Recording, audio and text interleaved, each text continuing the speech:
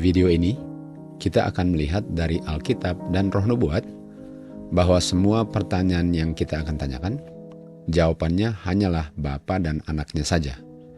Tidak ada oknum ilahi yang lain selain Bapa dan Anaknya.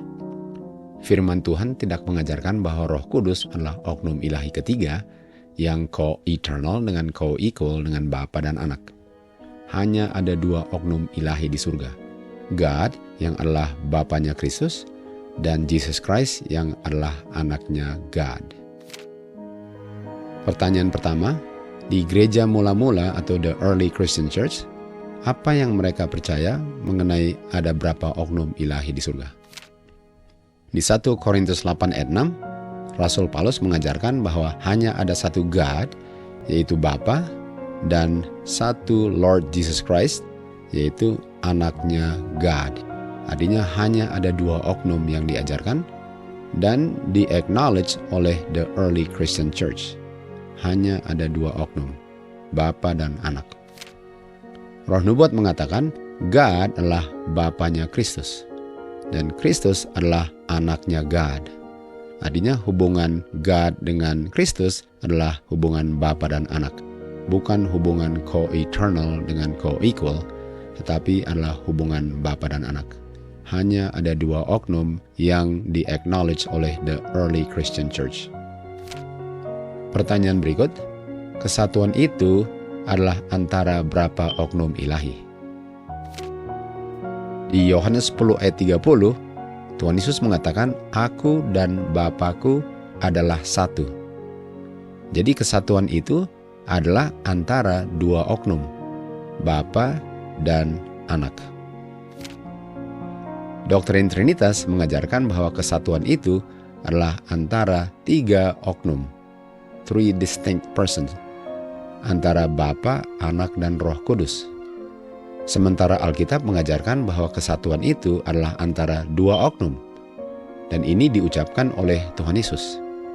Dan kesatuan itu hanya antara Bapa dan Anak.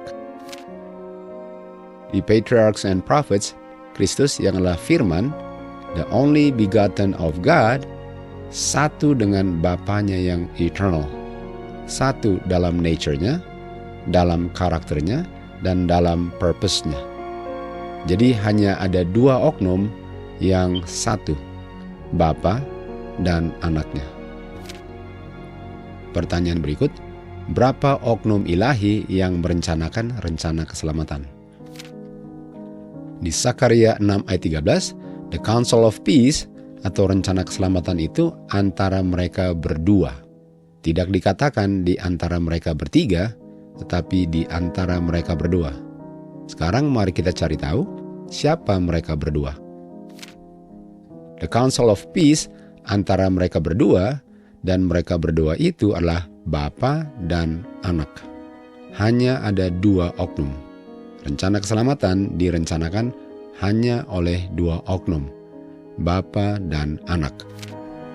Pertanyaan berikut, ada berapa oknum ilahi yang duduk di tahta di surga? Di Wahyu 3 ayat 21 dikatakan, bagi dia yang menang, dia akan duduk dengan aku di tahtaku. Ini yang berbicara Kristus. Sebagaimana aku pun menang dan duduk di tahta Bapakku. Artinya di tahta itu ada Anak dan ada Bapanya. Artinya hanya ada dua yang duduk di tahta di surga. Tidak ada tiga oknum, hanya dua oknum, Bapa dan Anaknya. Wahyu 22 ayat 1, Yohanes melihat sungai yang jernih, clear as crystal, keluar dari tahta God yang adalah Bapa dan the Lamb. Kita tahu the Lamb adalah Tuhan Yesus. Tadinya di tahta yang duduk adalah God the Father dengan the Son of God atau the Lamb. Hanya ada dua yang duduk di tahta di surga. Pertanyaan berikut, berapa oknum ilahi yang kita perlu hormati? Di Yohanes 5 ayat 23 dikatakan bahwa manusia perlu honor atau menghormati anak sebagaimana kita pun menghormati Bapa. Hanya dua yang perlu dihormati, Bapa dan Anak. Hanya dua. Di Filipi 2 ayat 11 dikatakan, semua akan mengakui bahwa Yesus Kristus adalah Lord. Artinya semua akan menghormati anaknya God. Dan dengan menghormati anaknya God, kita pun menghormati atau memuliakan God the Father. Hanya dua. God the Father hanya bisa dimuliakan kalau kita mengakui Jesus Christ adalah anaknya. Di Youth Instructor dikatakan, the Father and the Son alone are to be exalted. Artinya hanya Bapa dan Anak saja yang perlu di-exalt, disembah, di-honor, dan ditinggikan. Nggak dikatakan Bapa, Anak, dan Roh Kudus yang perlu di-exalt. Yang perlu di-exalt hanya Bapa dan Anak. Artinya jawabannya hanya dua oknum yang perlu di-honor dan perlu disembah dan di-exalt. Pertanyaan berikut, kita perlu berfellowship dengan berapa oknum ilahi? 1 Yohanes 1 ayat 3 dikatakan, fellowship kita bersama-sama dengan Bapa dan bersama dengan anaknya, yaitu Jesus Christ. Kita hanya berfellowship dengan dua oknum, Father dan anaknya yang adalah Jesus Christ. Pertanyaan berikut, kehidupan kekal dapat diperoleh dengan mengenal berapa oknum ilahi? Apakah kita perlu mengenal Bapa, Anak, dan Roh Kudus, yang mana tiga-tiganya adalah co-eternal? Mari kita lihat jawabannya. Di Yohanes 17 ayat 3, Tuhan Yesus katakan, inilah kehidupan kekal. Artinya inilah caranya untuk memperoleh kehidupan kekal. Agar mereka atau kita, murid-muridnya, bisa mengenal Engkau. Dan Engkau ini adalah the only true God, yaitu Bapanya. Karena di ayat 1 Tuhan Yesus berbicara kepada Bapanya. Sehingga kehidupan kekal ialah untuk mengenal Bapa, the only true God, dan Jesus Christ, anaknya yang Bapa kirim. Kehidupan kekal diperoleh dengan kita mengenal dua oknum ilahi, Bapa dan anaknya. Karena kita nggak bisa kenal Bapa kecuali melalui anaknya. Di John 1:18, hanya anaknya yang bisa mengungkapkan Bapanya dengan sempurna. Di Yohanes 14 ayat 6, Tuhan Yesuslah yang menjadi perantara agar manusia bisa mengenal Bapanya. Di John 14 ayat 9, Tuhan Yesus bilang, dengan kamu mengenal saya, kamu mengenal Bapakku. Hanya ada dua oknum yang kita perlu kenal untuk memperoleh kehidupan kekal. Bapa, yaitu God, dan Jesus Christ, the Son of God. Di 1 Yohanes 5 ayat 11 dan 12 dikatakan, God, yaitu Bapa, telah memberikan kepada manusia kehidupan kekal. Dan kehidupan kekal ini berada di dalam anaknya. Sehingga dia yang memiliki anak memiliki kehidupan kekal ini. Dan dia yang tidak memiliki anaknya God, atau dia yang menyangkal bahwa Tuhan Yesus adalah anaknya God, tidak memiliki kehidupan kekal. Ayat ini tidak menyebut perlunya kita mengenal Roh Kudus. Roh Kudus bukan oknum ilahi. Yang kita perlu kenal sebagai oknum adalah Bapa dan anaknya. Dan hanya melalui anaklah kita bisa mengenal Bapa, dan kehidupan Bapa berada di dalam anak. Dengan menerima anak, kita menerima kehidupan kekalnya Bapa yang berada di dalam anaknya. Kutipan berikut mengatakan, apakah kita mau tahu bagaimana caranya untuk memperoleh kehidupan kekal? Kehidupan kekal bisa diperoleh dengan mengenal God, yaitu Bapa, dan Jesus Christ. Hanya dua oknum yang kita perlu kenal untuk memperoleh kehidupan kekal. Tidak ada oknum ilahi ketiga yang namanya Roh Kudus yang kita perlu kenal untuk memperoleh kehidupan kekal.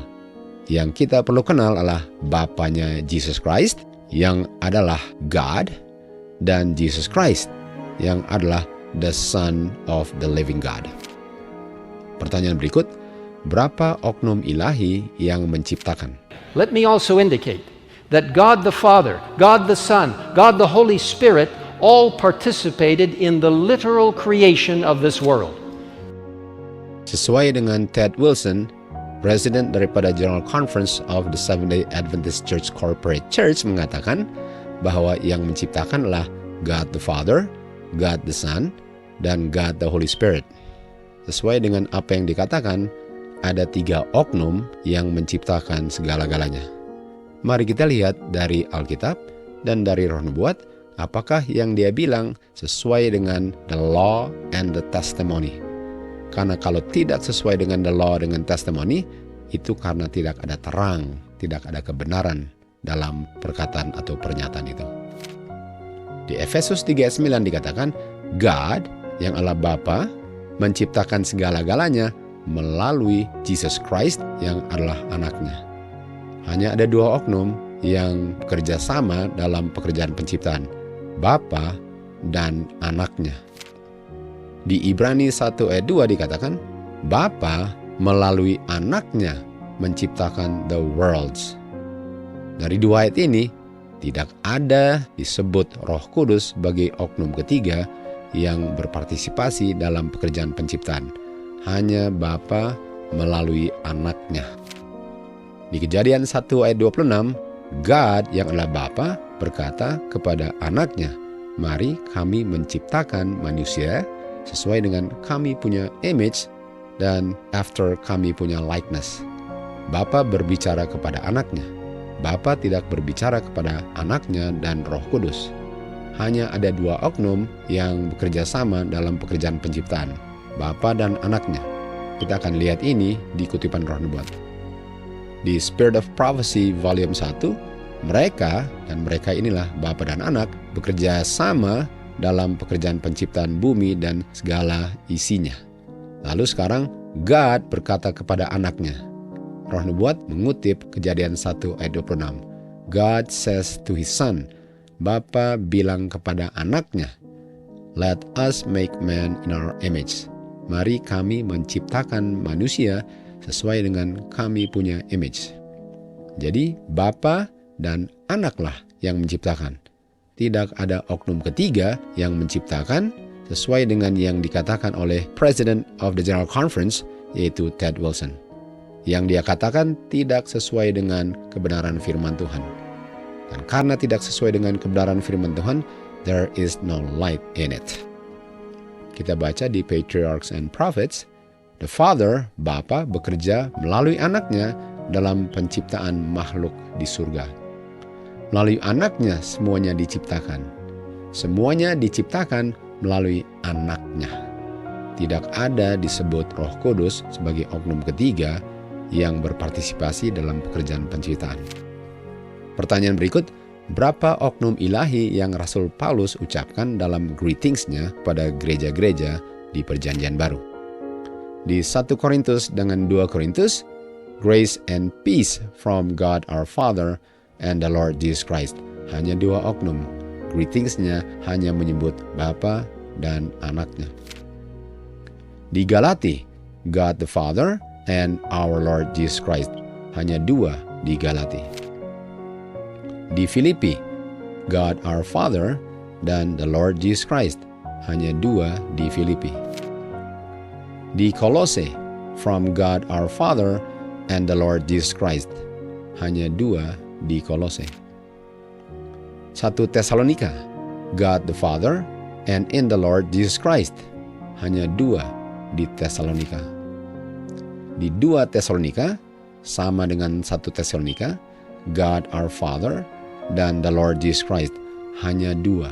Tidak pernah disebut ada yang ketiga yang adalah Roh Kudus.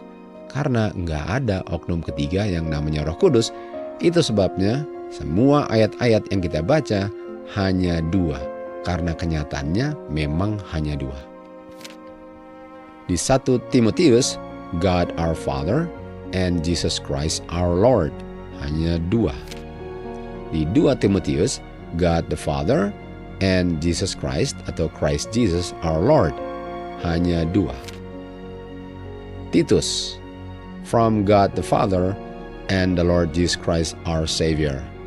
Hanya dua di Titus.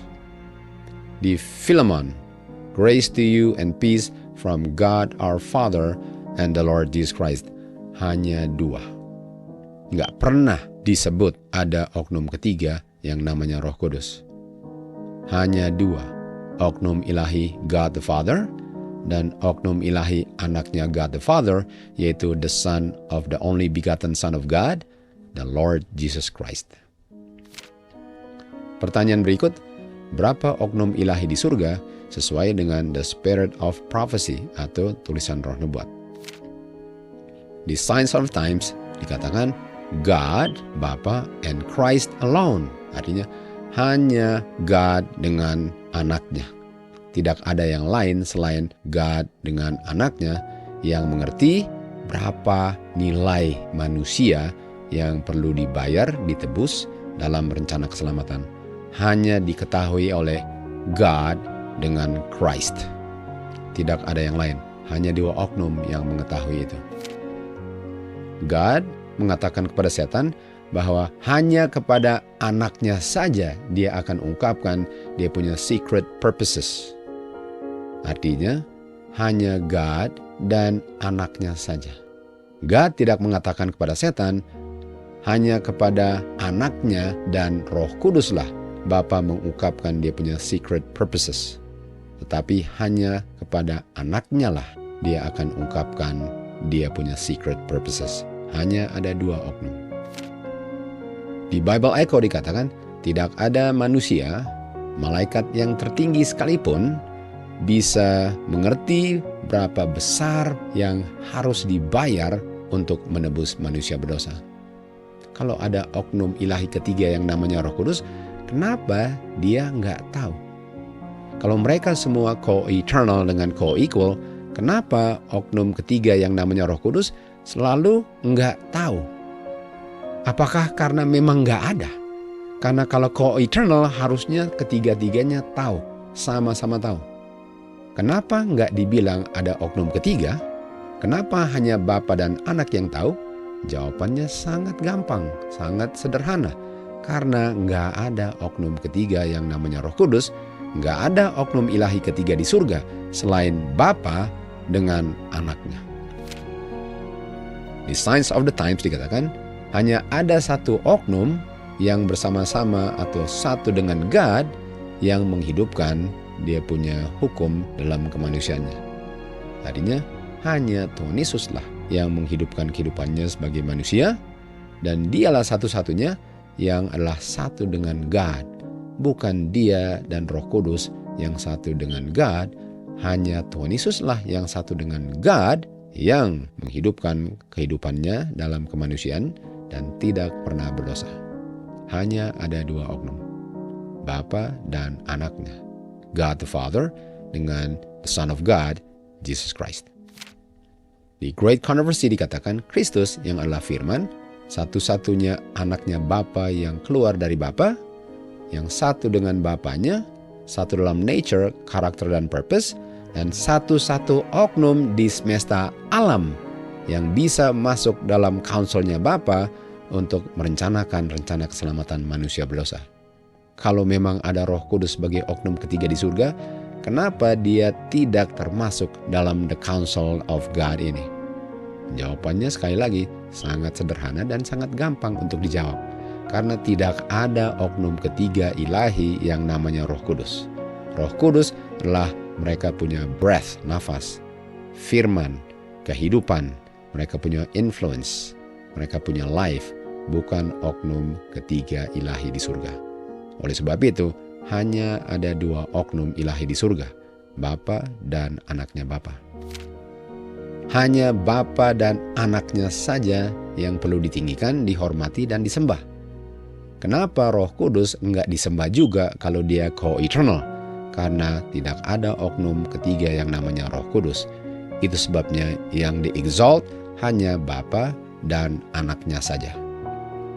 Jadi pertanyaannya, apakah di surga pernah ada oknum ketiga? Jawabannya iya. Tetapi oknum ketiga di surga ini bukan oknum ilahi yang namanya Roh Kudus.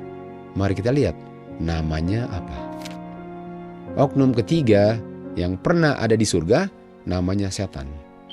Dan posisinya adalah next to Christ. Posisi setan sebagai oknum yang diciptakan oleh Bapa melalui Anaknya, posisinya setelah Kristus. Dia sangat ditinggikan di surga, tetapi posisinya setelah Kristus. Jadi kalau ada oknum ketiga itu namanya setan atau Lucifer sebelum dia jatuh. Jadi oknum pertama yang adalah oknum ilahi, Bapa, lalu oknum ilahi Kristus, itu dua oknum ilahi, Bapa dan Anak, pencipta. Lalu makhluk yang ketiga itu yang adalah makhluk yang diciptakan adalah setan, yang adalah Lucifer sebelum menjadi setan. Dan posisinya next to Christ. Kalau ada Roh Kudus sebagai oknum ketiga, bukankah itu posisinya Roh Kudus yang ketiga ini? Kenapa yang dibilang oknum ketiga ini malahan adalah posisinya setan? Bisakah setan menipu seluruh dunia untuk berpikir bahwa itu posisinya Roh Kudus, sehingga Roh Kudus disembah sebagai God, padahal setanlah yang mau disembah sebagai God? Kan kita tahu dia ingin disembah juga. Buktinya di padang belantara dia bilang kepada anaknya God, kalau kamu sembah saya berikan semua ini. Jadi setan mau disembah sebagai God, tapi dia nggak bisa disembah karena dia adalah makhluk yang diciptakan. Dan sekarang setan menempatkan di posisi ketiga itu Roh Kudus yang sekarang disembah. Mereka nggak tahu yang disembah sebenarnya bukan God. Yang disembah adalah setan yang menipu seluruh dunia dengan ajaran doktrin Trinitas ini. Setan posisinya next to Christ. Dia mau di-exalt menjadi sama dengan God. Dosa originated with him. Dosa mula-mulanya dengan setan atau dengan Lucifer, yang posisinya next to Christ. Dia sangat dihormati, dia sangat ditinggikan, di-exalt. Tapi Kristus lebih dihormati dari dia dan lebih di-exalt dari dia, karena Kristus adalah anaknya God. Kristus tidak diciptakan. Kristus benar-benar keluar dari Bapanya. Sementara Lucifer diciptakan oleh Bapa melalui anaknya. Kita baca kutipan berikut. Lucifer was the most beautiful angel in the heavenly courts. Jadi dia adalah malaikat yang sangat beautiful di surga. Next to Jesus Christ. Dia punya posisi setelah Jesus Christ. Tetapi Kristus satu dengan Bapanya dan memiliki image daripada Bapanya, dan dia melakukan semua kehendak Bapanya. Setan mengetahui bahwa Kristus memiliki posisi pertama next to Bapanya. Jadi setan mengerti bahwa Kristus itu adalah posisi pertama next to God. Lalu setelah Kristus, next to Christ adalah Lucifer.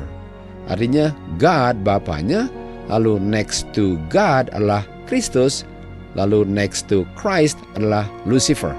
Bedanya yang dua pertama oknum ilahi pencipta, dan oknum ketiga adalah makhluk yang diciptakan yang tidak ilahi. Dan Lucifer menginginkan posisinya Kristus. Dia sekarang mulai menganjurkan kepada malaikat-malaikatnya bahwa dia harusnya berada dalam posisinya Kristus, yaitu next to God. Jadi siapa yang mau meninggikan dirinya untuk disembah, di-exalt, di-honor, sebagaimana Bapa dan Anak di-honor dan di-exalt? Lucifer. Dialah oknum ketiganya yang mau disembah sebagai God. Jadi kalau ada oknum ketiga di surga, itu adalah Lucifer, bukan Roh Kudus. Roh Kudus nggak pernah adalah oknum. Roh Kudus nggak pernah adalah oknum ketiga. Yang oknum ketiga di surga adalah Lucifer yang dibuang dari surga sebagai setan. Dialah oknum ketiganya. Sementara dunia Kristen sekarang mengajarkan bahwa oknum ketiga itu adalah Holy Spirit. Kita lanjut.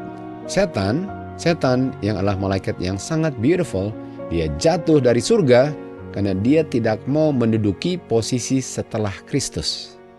Dia mau posisinya Kristus next to God.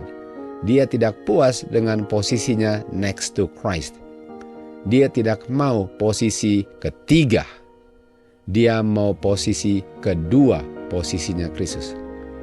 Dan dia mau Kristus mengambil posisinya yaitu ketiga, agar dia bisa menduduki posisi kedua next to God. Dia cemburu terhadap Kristus.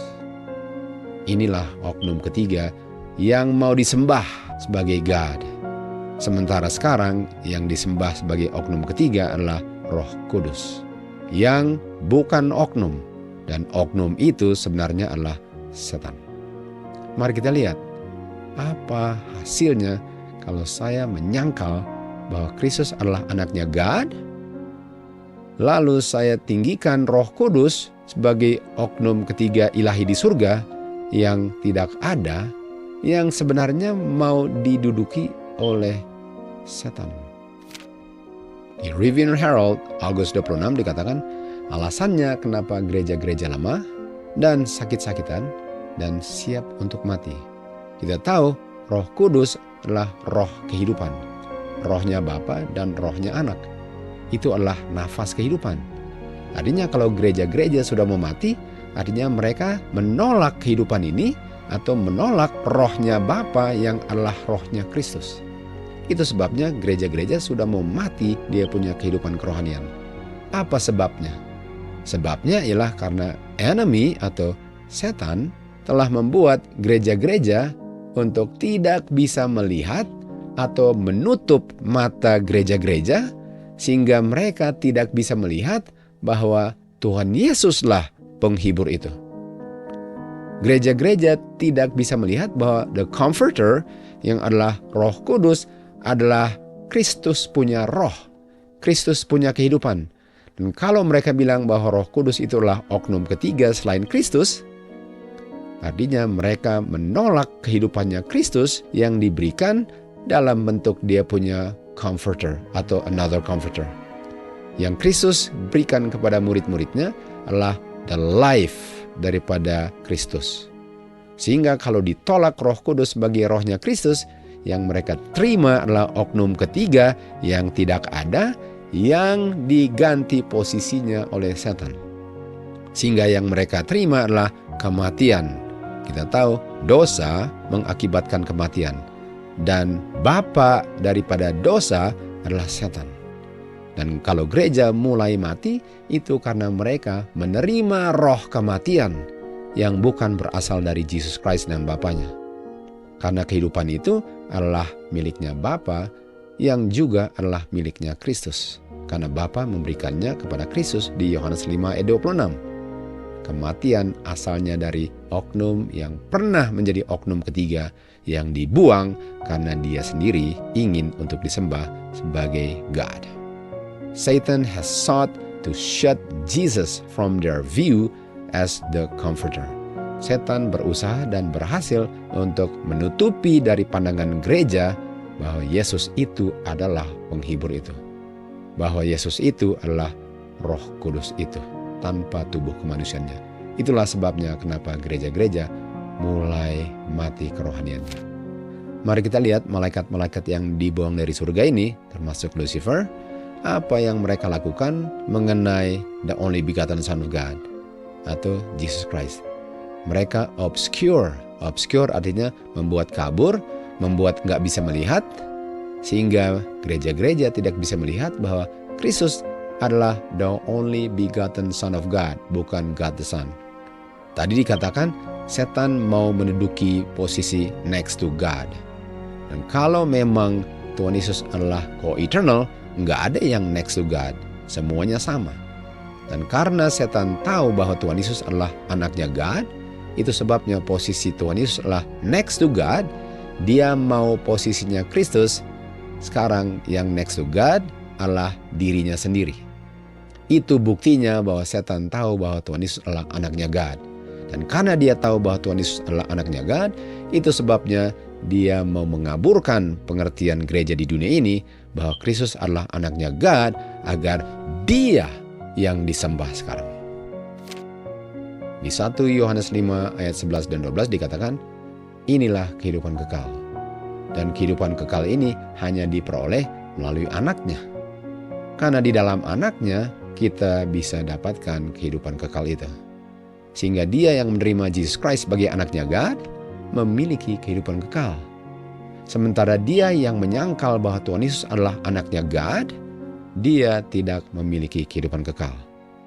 Setan, walaupun dia tahu Tuhan Yesus adalah anaknya God, dia refuse to acknowledge. Dia tidak mau mengakui bahwa Kristus adalah anaknya God. Dan itulah sebabnya dia adalah the father of death. Karena dia tolak kehidupan, dia adalah kematian. Kita tahu setan akan dibinasakan dan tidak akan ada lagi untuk selama-lamanya. Karena dia menyangkal kehidupan yang hanya bisa diperoleh dari anaknya. Karena di dalam anaknya adalah kehidupan yang mana Bapa berikan kepada anaknya di saat anaknya dibegotten, tore from the bosom of the Father.